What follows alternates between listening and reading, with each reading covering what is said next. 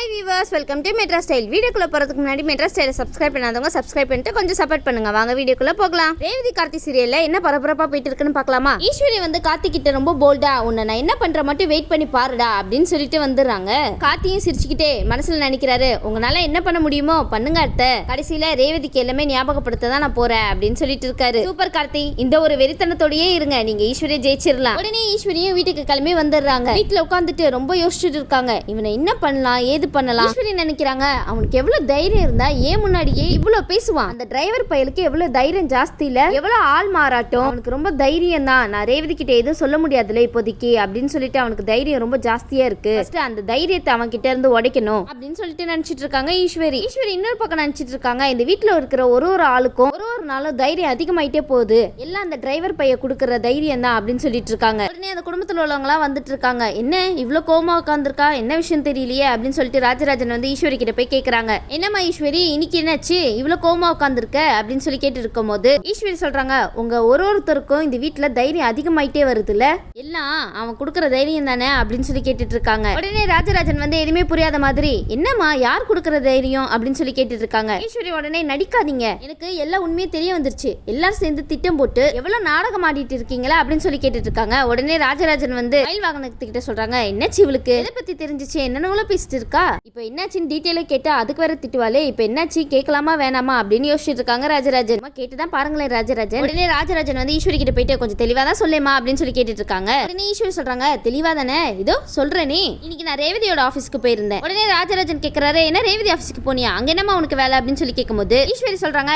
எல்லாம் நல்ல விஷயத்துக்காக தான் போயிருந்தேன், போய் நான் ரேவதியோட எம்டியை பார்த்துட்டு தான் வரேன் அப்படின்னு சொல்லிட்டு இருக்காங்க. ராஜராஜனுக்கும் வீட்டுல உள்ளவங்களுக்கும் ஒண்ணுமே புரியல, என்ன எம்டியை பார்த்துட்டு வரியா அப்படின்னு சொல்லிட்டு இருக்காங்க. ஈஸ்வரி சொல்றாங்க, ஆமாங்க ரேவதி ஆபீஸ்ல போயிட்டு எம்டி சாரை தான் பார்த்துட்டு வரேன் அப்படின்னு சொல்றாங்க. என்ன மயில் வாங்கணும் சொல்றாங்க, என்ன எம்டி சாரை பார்த்துட்டு வராங்களா அப்படின்ட்டு. உடனே ஈஸ்வரி சொல்றாங்க, ஆமா எவ்வளவு தங்கமான மனுஷன் தெரியுமா அவரு அப்படின்னு சொல்லிட்டு இருக்காங்க. உடனே ராஜராஜனும் மயில் வாங்கணுமா அங்க டிஸ்கஸ் பண்ணிட்டு இருக்காங்க. இவங்க எந்த எம்டி சாரை பார்த்துட்டு இப்படி பேசிட்டு இருக்காங்கன்னு தெரியலையே அப்படின்னு சொல்லிட்டு ராஜராஜன் ஈஸ்வரிக்கு எல்லாம் தெரிஞ்சிருச்சு, அவங்க உங்க வாயில இருந்து போட்டு வாங்கலாம்னு நினைக்கிறாங்களோ என்னவோ தெரியல. உடனே ராஜராஜன் வந்து, அப்படியாமா நான் தான் சொன்னல அவர் ரொம்ப தங்கமானவர்னு அப்படின்னு சொல்லி கேட்கும்போது உடனே ஈஸ்வரி வந்து, போதும் எல்லாரும் வாயை மூடுங்க, அந்த எம்டி சார் கார்த்தி தானே அப்படின்னு சொல்லிட்டாங்க ஈஸ்வரி. உடனே அந்த ஃபேமிலியில உள்ள ஆளுங்க ஃபேஸ் பார்க்கணுமே, ராஜராஜனுக்கும் மயிலுக்கும் இந்த நேரத்துல என்ன பண்றதுன்னே புரியல. உடனே ராஜராஜன் வந்து ஏதோ போய் சொல்லி மழுப்புறாரு, என்னமா சொல்லிட்டு இருக்க கார்த்தியா, என்னமா நீ வேற யாரையாவது பார்த்துட்டு பேசுறியா அப்படின்னு சொல்லி கேட்கும்போது உடனே ஈஸ்வரி சொல்றாங்க, போதும் நீங்க எல்லாம் நடிச்சது எல்லாம் உண்மையே தெரிஞ்சிருச்சு, நானே டைரக்டா போய் பார்த்துட்டேன், அந்த டிரைவர் பைய கார்த்தி தானே ரேவதி ஆபீஸ்ல எம்டியா இருக்கான் அப்படின்னு சொல்லி கேக்குறாங்க. இன்னைக்கு விருந்துக்கு வந்ததும் அந்த டிரைவர் பைய கார்த்தி தானே அப்படின்னு சொல்லி கேக்குறாங்க ஈஸ்வரி.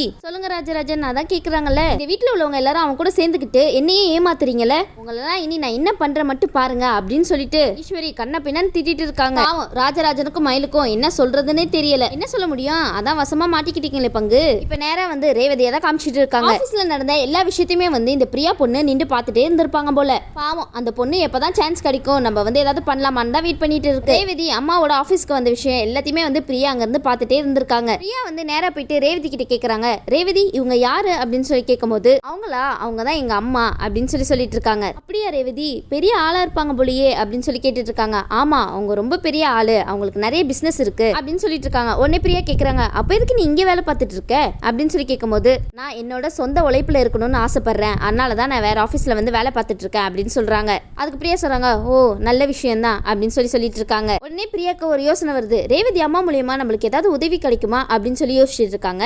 போங்க ட்ரை பண்ணி பாருங்களேன், கண்டிப்பா ஈஸ்வரிக்கு பெரிய மனசு, எல்லாருக்கும் உதவி பண்ணிட்டு தான் அடுத்த வேலையே பார்ப்பாங்க. உடனே பிரியா யோசிச்சுட்டு இருக்காங்க, என்னன்னு போய் கேக்குறது, நம்ம கேட்டா நம்மளுக்கு ஹெல்ப் பண்ணுவாங்களா அப்படின்னு சொல்லி யோசிச்சுட்டு இருக்காங்க. டைரக்டா ஈஸ்வரியை காமிக்கிறாங்க. ஈஸ்வரி வந்து படுங்கோவத்துல இருக்காங்கப்பா. ஈஸ்வரி வந்து இங்கேயும் அங்கேயும் நடந்து யோசிச்சுட்டே இருக்காங்க. இன்னுமா ஈஸ்வரி யோசிச்சுட்டு இருக்கீங்க, ரேவதி கிட்டே நம்ம இப்போதைக்கு சொல்ல முடியாது, சொன்னாலும் பிரச்சனை ஆயிடும், இந்த குடும்பத்துல உள்ளவங்க கிட்டயும் எதுவும் பேச முடியாது, ஏன்னா எல்லாருமே வந்து அவன் பக்கமா தான் இருக்காங்க, இப்ப நானே தனியால நின்று தான் இந்த ப்ராப்ளத்தை ஃபேஸ் பண்ணணும் அப்படின்னு சொல்லி யோசிச்சுட்டு இருக்காங்க. அவன் ரொம்ப கெட்டிக்காரன், எப்படிதான் இந்த கல்யாணத்தை நிறுத்தலான்னு தான் அவன் பிளான் போட்டுட்டு இருப்பான், அதுக்கு மட்டும் நம்ம இடம் கொடுத்துடவே கூடாது, நம்ம யோசி கரெக்டா இந்த பிளானை வந்து மூவ் பண்ணணும் அப்படின்னு சொல்லி ஈஸ்வரி நினைச்சிட்டு இருக்காங்க. பிரியா வந்து ஆபீஸ்ல ரேவதி இல்லாத டைம் பார்த்து ஆபீஸ்ல அவங்களோட டீடைல்ஸ் எல்லாம் கொடுத்திருப்பாங்கல்ல, அதுல இருந்து எப்படியோ அவங்க அம்மாவோட நம்பரை எடுத்துறாங்க.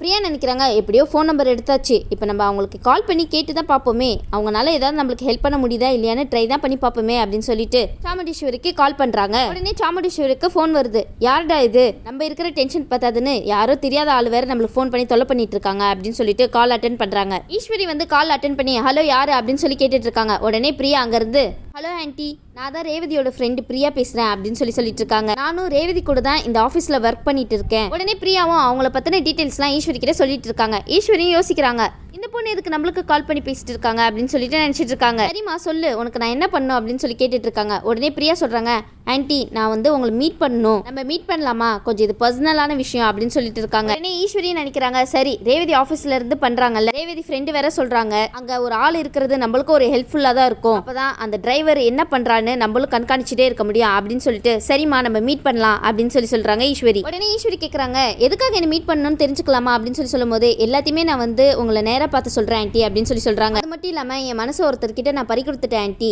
அதை சேர்த்து வைக்க உங்களால தான் முடியும் அப்படின்னு சொல்லிட்டு இருக்காங்க. அது மட்டும் இல்லாமல் நீங்கள் ரொம்ப பெரிய ஆளுன்னு வேற கேள்விப்பட்டேன், இந்த விஷயத்தில் உங்களால் மட்டும்தான் ஆண்டி எனக்கு ஹெல்ப் பண்ண முடியும் அப்படின்னு சொல்லி கேட்டுட்டு இருக்காங்க. உடனே ஈஸ்வரியும் பிரியா சொல்றதை வச்சுட்டு, சரி இவ கார்த்திக்காக தான் நம்ம கிட்ட பேசுறாங்க போல அப்படின்னு சொல்லி யோசிச்சுட்டு இருக்காங்க. உடனே ஈஸ்வரி நினைச்சிட்டு இருக்காங்க, சரி தானா நம்ம கிட்ட ஒரு வாய்ப்பு வருது, அதை நம்ம வந்து கரெக்டா பயன்படுத்திக்கணும் அப்படின்னு சொல்லி யோசிச்சுட்டு இருக்காங்க. உடனே வந்து சரிம்மா நம்ம மீட் பண்ணலாம் அப்படின்னு சொல்லிடுறாங்க ஈஸ்வரி. அந்த இடத்துல ஈஸ்வரி நினைக்கிறாங்க, கார்த்தி ஆட்டமா ஆடுற, இனியோட உன்னோட ஆட்டத்தை நான் நிறுத்திருப்பாரு அப்படின்னு சொல்லி யோசிச்சுட்டு இருக்காங்க. ஈஸ்வரிக்கு இன்னொரு விஷயமும் தோணுது, இந்த விஷயத்தை எல்லாமே சூர்யா கலா கிட்ட சொல்லாமா வேணாமா அப்படின்னு சொல்லிட்டு, சரி வேணாம் நமக்குள்ளேயே இந்த விஷயம் இருக்கட்டும், அவகிட்ட போய் சொல்லி அவ ஏதாவது சொதப்பிட்டு நம்ம வேலையை இன்னும் பலமாக்குவா, நம்மளே இந்த வேலையை முடிச்சிடலாம் அப்படின்னு சொல்லிட்டு நினைச்சிட்டு இருக்காங்க ஈஸ்வரி. உடனே சூர்யா கலா அங்க இருந்து வராங்க. என்ன ஆண்டி எப்ப பாரு ஏதாவது யோசிச்சுட்டே இருக்கீங்களே அப்படின்னு சொல்லிட்டு கேக்குறாங்க. உடனே ஈஸ்வரி சொல்றாங்க, பின்ன என்ன பண்றது, இங்க இருக்கிறவங்க எல்லாம் அப்படிதானே பண்ணிட்டு இருக்காங்க, நம்ம ஒரு திட்டம் போட்டா தானா ஏதோ நடக்குது, யோசிச்சு போற ஒரு திட்டமும் ஒரு நாளும் தோல்வி ஆயிட்டே தான் இருக்கே தவிர நம்மளுக்கு வெற்றின்றதே கிடைக்க மாட்டேங்குது அப்படின்னு சொல்லிட்டு பேசிட்டு இருக்காங்க. எப்படி கிடைக்கும், பிளான்னா கார்த்தி மாதிரி இல்ல பிளான் போடணும். ஈஸ்வரி சொல்றாங்க, சரி சூர்யகலா நான் முக்கியமான ஒருத்தவங்களை பார்க்க போயிட்டு இருக்கேன், நம்ம இதை பத்தி நம்ம அப்புறமே பேசலாம் அப்படின்னு சொல்றாங்க. உடனே சூர்யகலா வந்து,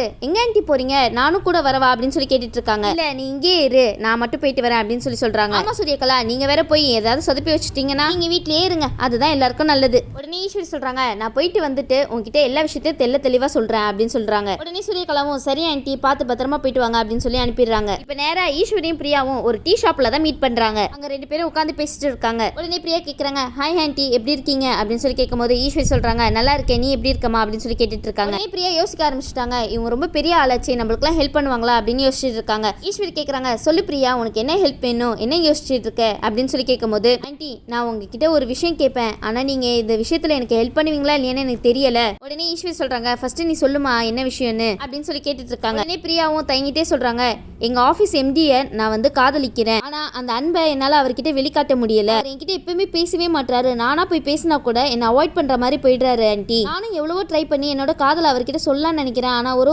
தடவையும் ஏதாவது பிரச்சனை வந்துருது, என்னால அவர்கிட்ட போய் சொல்லவே முடியல ஆண்டி, ஆனா அந்த தடங்கள் வந்து ஒருத்தவங்கனால தான் ஆண்டி நடக்குது அப்படின்னு சொல்லிட்டு இருக்காங்க. உடனே ஈஸ்வரி கேக்குறாங்க, அப்படியா யார் அந்த தடங்களுக்கு காரணம் அப்படின்னு சொல்லி கேட்டுட்டு இருக்காங்க. பிரியா வந்து சொல்றாங்க, ஆண்டி சொன்னா தப்பா நினைச்சுக்க மாட்டீங்களா அப்படின்னு சொல்லிட்டு இருக்காங்க. ஈஸ்வரி கேக்குறாங்க, தப்பா நினைச்சுப்பேன், நான் ஏன் தப்பா நினைச்சுக்க போறேன் சொல்லுமா அப்படின்னு சொல்லி கேட்டுட்டு இருக்காங்க. உடனே பிரியாவும் டக்குன்னு சொல்லிடுறாங்க, இதுக்கு பின்னாடி தடங்களா இருக்கிறதுக்கு காரணமே உங்களோட பொண்ணு ரேவதி தான் ஆண்டி அப்படின்னு சொல்றாங்க. உடனே ஈஸ்வரி நினைக்கிறாங்க, நம்ம நினைச்சதெல்லாம் கரெக்டா தான் இருக்கு, பின்ன எப்படி அவன் எப்படி விடுவான், அவன் தான் ரேவதியை காதலிச்சிட்டு இருக்கான்ல, பின்ன உன்னை எப்படி காதலிப்பான் அப்படின்னு யோசிச்சுட்டு இருக்காங்க. உடனே ஈஸ்வரி வந்து பிரியாவை பார்த்து முறைக்கிறாங்க. உடனே பிரியாக்கு ரொம்ப பயமாயிடுச்சு, ஐயோ என்ன ஆண்டி முறைக்கிறாங்க. உடனே ஈஸ்வரி வந்து அந்த இடத்துல சிரிச்சிட்டு, இவ்வளவுதான் விஷயமா, இதுக்கு போய் ஏன் இப்படி பயப்படுற அப்படின்னு சொல்லி கேட்டுட்டு இருக்காங்க. ஐயோ ஆண்டி கொஞ்ச நேரத்துல நான் பயந்துட்டேன் ஆண்டி. உடனே ஈஸ்வரி சொல்றாங்க, இந்த விஷயத்துல கண்டிப்பா நான் உனக்கு ஹெல்ப் பண்ணுவேன் அப்படின்னு சொல்லிட்டு இருக்காங்க. உடனே பிரியாக்கும் ரொம்பவே சந்தோஷமாயிடுது. உடனே ஈஸ்வரி சொல்றாங்க, கண்டிப்பா நீங்க ரெண்டு பேருமே மேட் ஃபார் ஈச் அதர் தான். உடனே ஈஸ்வரி நினைக்கிறாங்க, நம்ம ரூட் இனிமே தான் கிளியர் ஆக போகுது, கண்டிப்பா இந்த ரூட்டை கிளியரா பயன்படுத்திக்கணும் அப்படின்னு சொல்லி யோசிச்சுட்டு இருக்காங்க ஈஸ்வரி உங்களுக்கு மட்டும் எப்படிதான் புதுசா இப்படிப்பட்ட வாய்ப்பெல்லாம் கிடைக்குதோ தெரியல. அப்போன்னு பார்த்து நம்ம பீட்டரும் அந்த இடத்துல தான் இருக்காரு, இந்த விஷயத்தெல்லாம் அவரும் நோட் பண்ணிட்டே இருக்காரு. உடனே பீட்டர் நினைக்கிறாரு, ஓ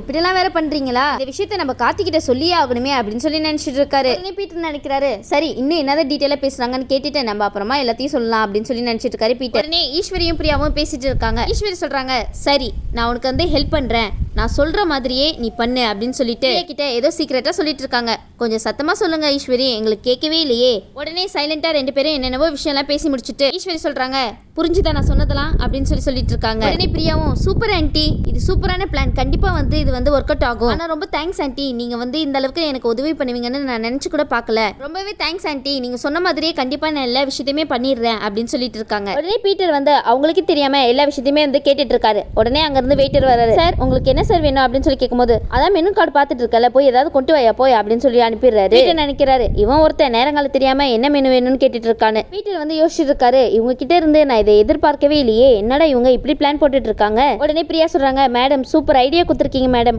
உங்களை என் வாழ்க்கையில நான் மறக்கவே மாட்டேன், கண்டிப்பா நீங்க சொன்ன மாதிரியே நான் செஞ்சேன்னா எம்டி சாரை நானே கல்யாணம் பண்ணிக்கலாம் அப்படின்னு சொல்லி நினைச்சிட்டு இருக்காங்க. நினைப்பு தான் பொழப்ப கெடுக்கும் பிரியா. ஆன்ட்டி நீங்க வேணா கண்டிப்பா பாருங்க, நீங்க சொன்ன விஷயத்த நான் சூப்பரா பண்ணி முடிக்கிறேனா இல்லையான்னு, கண்டிப்பா இந்த பிளானுக்கு ஏத்த மாதிரியே நான் செயல்படுவேன் ஆன்ட்டி அப்படின்னு சொல்லிட்டு பிரியா ரொம்பவே சந்தோஷப்படுறாங்க. உடனே ஈஸ்வரி சொல்றாங்க, பிரியா உனக்கு நான் ஐடியா தான் கொடுத்துருக்கேன், ஆனா இந்த விஷயத்த கச்சிதமா செஞ்சு முடிக்கிறது உன் கையில தான் இருக்கு, அதுக்கப்புறம் சந்தோஷப்பட்டுக்கோ, இப்பவே சந்தோஷப்பட்டுக்காத அப்படின்னு சொல்லிட்டு இருக்காங்க. பிரியாவும் சொல்றாங்க, ஆமா ஆன்ட்டி நீங்க சொல்றது கரெக்ட் தான், இப்பவே நான் லூஸ் மாதிரி சந்தோஷப்பட்டு இருக்கேன் பாருங்களேன் சரின்னு சொல்லிட்டு பிரியாவும் அங்க இருந்து கிளம்பிடுறாங்க. உடனே ஈஸ்வரி வந்து நினைக்கிறாங்க, கார்த்தி இப்போ நான் பண்ண போற விஷயத்த மட்டும் நீ எதிர்பார்த்திருக்கவே மாட்டே, அந்த அளவுக்கு ஒரு விஷயம் என்கிட்ட சிக்கி இருக்கு அப்படின்னு நினைச்சிட்டு இருக்காங்க ஈஸ்வரி. நீ உன்னால எதுவுமே பண்ண முடியாதுடா, உன்னோட ஆட்டத்துக்கு நான் ஒரு முற்றுப்புள்ளி வைக்கிறேன் பாரு அப்படின்னு சொல்லி யோசிச்சுட்டு இருக்காங்க. நீ எதிர்பார்க்காத அளவுக்கு உன் வாழ்க்கையே மாற போது பாரு அப்படின்னு சொல்லி யோசிச்சுட்டு இருக்காங்க ஈஸ்வரி. ஈஸ்வரி நினைக்கிறாங்க, கார்த்தி நீ ரொம்ப ஸ்மார்ட்னு நினைச்சிட்டு இருக்கல, நான் உன்னை விட ஸ்மார்ட்னு நிரூபிச்சு காமிக்கிறேன், ஏன்னா உன்னை பழி வாங்குறதுக்காக கை கூடி வந்த விஷயம் அந்த மாதிரி, உன்னை ஜெயிக்கவே விட மாட்டேன் அப்படின்னு சொல்லி யோசிச்சுட்டு இருக்காங்க ஈஸ்வரி. சரி வெயிட் பண்ணி பார்க்கலாம் பிரியா கிட்ட அப்படி என்ன ஈஸ்வரி சீக்ரெட்டான விஷயம் சொன்னாங்கன்னு. இந்த வீடியோ உங்களுக்கு பிடிச்சிருந்துச்சுன்னா மறக்காம மெட்ராஸ் ஸ்டைல லைக் பண்ணுங்க, ஷேர் பண்ணுங்க, சப்ஸ்கிரைப் பண்ணிடுங்க. தேங்க்யூ.